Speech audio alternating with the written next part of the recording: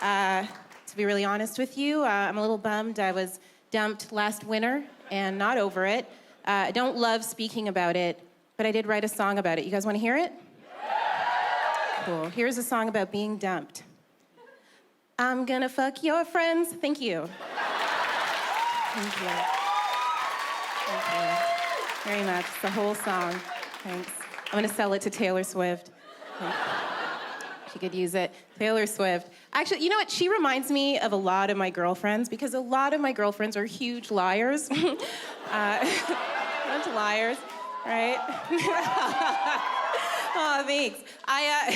No, it's weird. A lot of my girlfriends, when I was dumped, instead of giving me like heartfelt advice, just sent me cliches. I'm sure you've heard that one, it's better to have loved and lost than to have never. Yeah, that can die in a fire, right?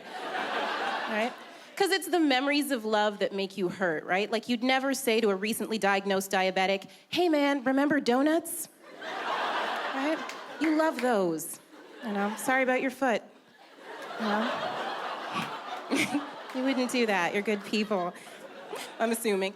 I don't always love to express myself through jokes, but I did write a poem about my anxiety. Can I recite it for you guys tonight? Okay.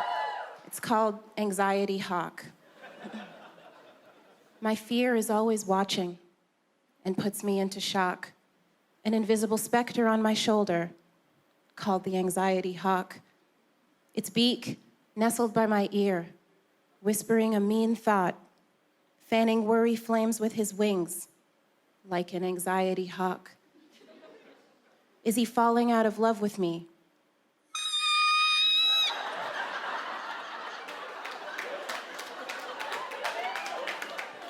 Did I forget to pay my bills on time? Do I need to worry about these hawk-specific hallucinations? Anxiety Hawk. Thank you. Thanks so much. Thank you. My dad calls that poem, Please Move Out of the Basement. Just please go.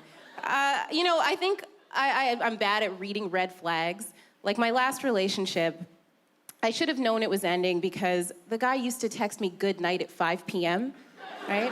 If you're getting a good night at 5 p.m., that means he's texting you from inside another woman for sure, right?